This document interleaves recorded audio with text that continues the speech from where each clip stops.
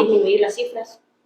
Difícil saberlo porque van a empezar a implementar nuevamente el título 8 en lugar del título 42 que finalizó el día de ayer a las 11 horas con 59 minutos y porque realmente Estados Unidos ha estado implementando otro tipo de medidas que me parece que van demasiado lento para la necesidad y la cantidad de personas que están queriendo entrar a Estados Unidos buscando el sueño americano, persiguiendo el sueño americano, es decir, todas estas personas que buscan trabajo regular, de forma regular, que solicitan asilo de forma regular, que solicitan reunificación familiar de forma regular, realmente el proceso es lento y las personas son pocas en relación a todos los miles y miles que quieren entrar a Estados Unidos y lograr su sueño americano. Entonces, es difícil saber si va a funcionar, sin embargo,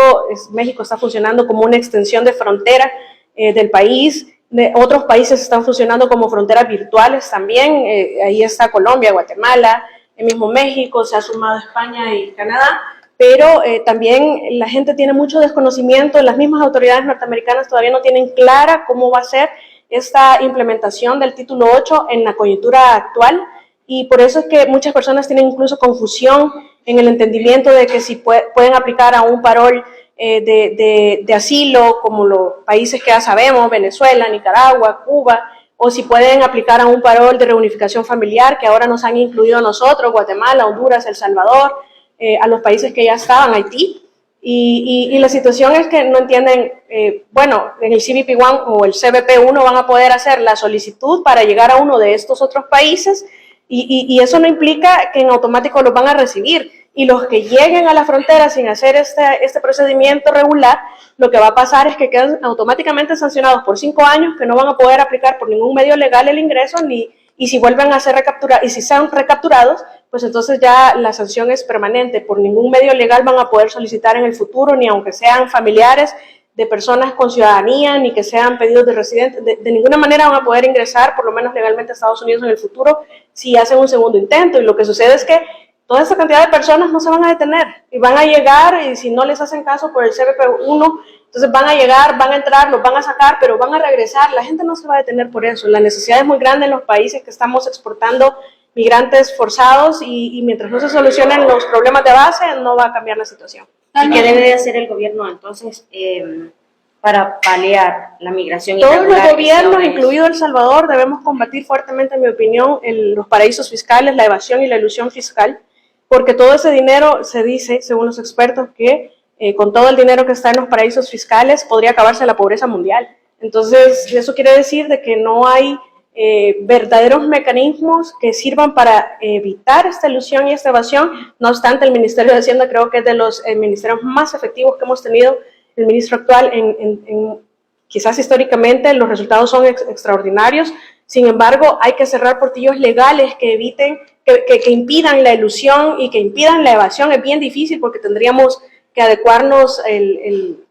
a la OCDE, a la OCDE, las 15 reglas que nos recomiendan, pero ya hubo un intento en el pasado, entonces es complicado, no es sencillo, pero eso sería un aspecto a tratar. Otro aspecto sería, bueno, hay que reactivar el agro, tenemos que buscar, el Estado el gobierno actual especialmente tiene que buscar la manera de implementar políticas que generen una situación de calidad digna, no solamente trabajo, porque hay gente con trabajo que está migrando, porque no es suficiente, no alcanza, y estamos en crisis. Entonces la situación no pinta fácil, pero algo el Estado tiene que seguir actuando en el tema de seguridad, de educación, del agro, decir,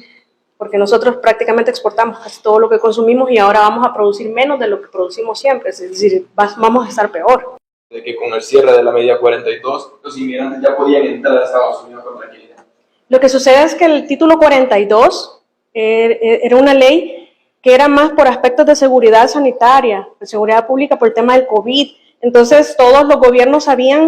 locales sabían que esto iba a terminar eventualmente, y piensan que con regresar al título 8 ahora pueden entrar libremente, y no, las fronteras siguen cerradas, de hecho siguen cerradas, y se están tomando medidas, se están adoptando medidas todavía más violentas que las de antes. Ahora están hasta con grilletes, no tienen claro cómo se van a implementar este título 8 en la actualidad, están repatriando incluso hasta cubanos, es decir, ya nadie está seguro ahora, y si no se hace a través de los canales que están establecidos, que ya sabemos que los países que están sujetos al paro humanitario, o los países que pueden